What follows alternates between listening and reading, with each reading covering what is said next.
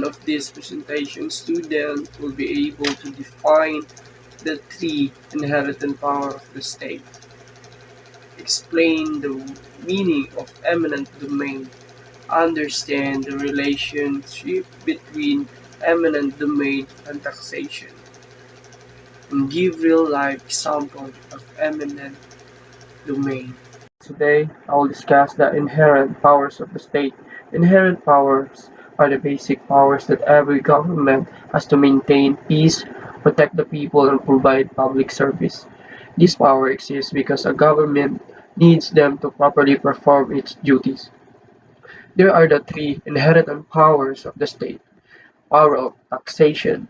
This is the power of the government to collect taxes from people and business. The money collected is used for public needs such as school, roads, and the government services. Police power. This is the power of the government to create and enforce law for the health, safety, peace, and welfare of the people.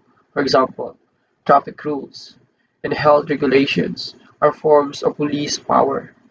Power of eminent domain.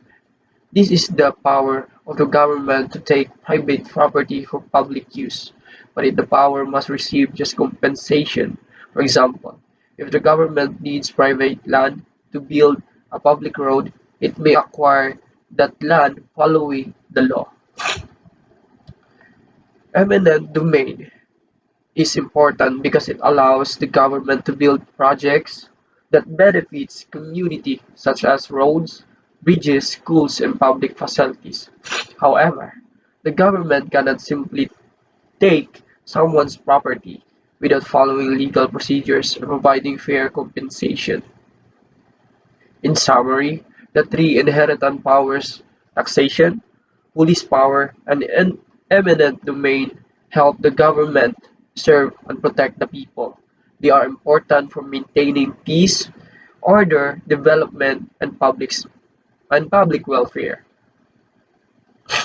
So, in short, taxation collect money, police power make and enforce rules, and eminent domain acquire private property for public use with just compensation. That's all. Thank you. Good day everyone, I am Shermina Sandap. So today I will discuss my part. What is eminent domain? Eminent domain is the power of the government to take private property when it is needed for a public purpose. However, the government must give the owner a fair payment or compensation for the property. So the simple example of this is if the government needs to use someone's land to build a highway, the government can acquire the land but must pay the owner fairly. So the purpose of eminent domain is the main purpose of eminent domain is to use land for project that benefits many people. So for example, build roads and highways, build schools, build hospitals, create public parks, build airports and railways, and improve public facilities.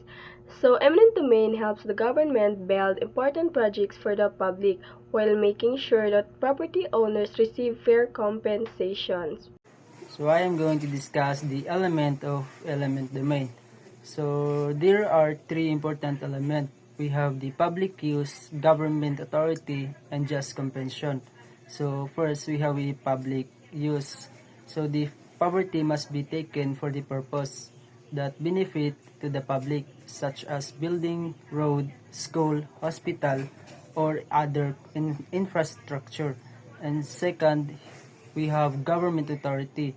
So the government must have the legal power to acquire the property. And last just compensation.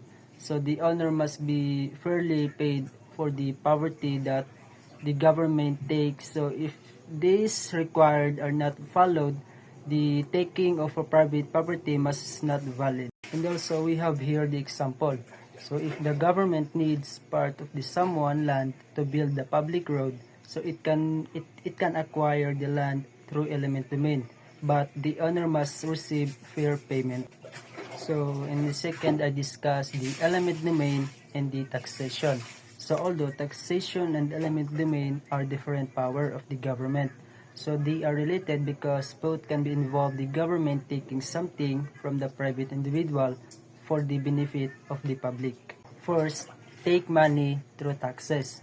So the government collect money from citizens through different types of the taxes such as income tax, property tax, and other taxes required by law. And second, tax private property. So taxation may involve a person's private property, particularly through property taxes. So the government required property owner to pay taxes on their property.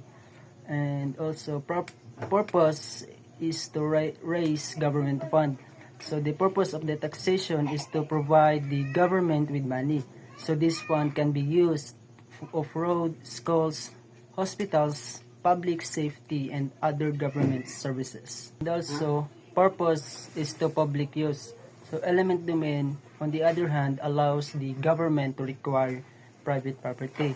So when it is needed for the public purpose, such as building roads, bridges, schools, and the other public facilities. And also, no direct payment to taxpayers. So in taxation, the taxpayer does not receive a direct payment or specific property in exchange for the taxes paid. So the benefit are generally provided through public services. And element domain, so the owners receive just compensation. So when the government takes private property through element domain, the property owner must receive just compensation, meaning fair payment for the property taken. And also both promote public fairly. Although taxation and element domain work differently, both are government power intended to provide public fairly. So they help the government provide services and develop projects that benefit the community.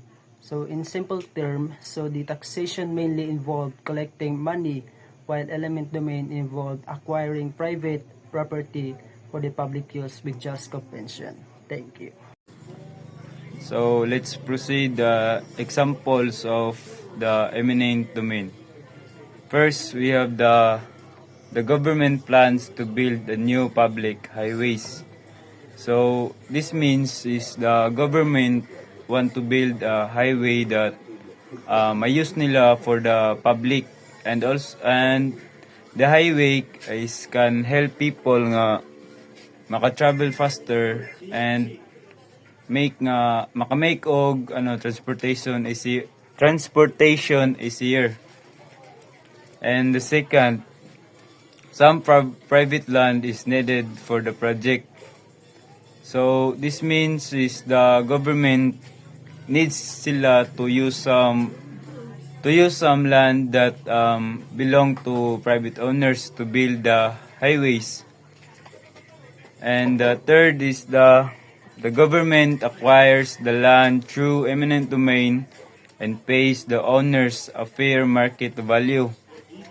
So this means the government can legally to get a private land and for a public project. So however, the government must give sila sa owner to fair nga bayad or fair payment nga to get nila ang land. And the fourth is the highway benefits the public by improving transportation. So this means is the highway is very helpful labi na sa mga many people nga transport sa laing lugar. Because it can traveling easier and faster and more convenient. And the second slide is the importance of eminent domain. So first is build important public project. So si eminent domain is allows siya sa government nga to get land needed for important project. such as mga highways or bridges and schools and hospitals. And second, improved transportation. So it helps the government build roads, highways, and other transportation project that make it easier to people to travel. So third is the support economic growth. So good roads and public projects is can help businesses nga mag-grow sila because people and product is move more man nga easily from one place to another.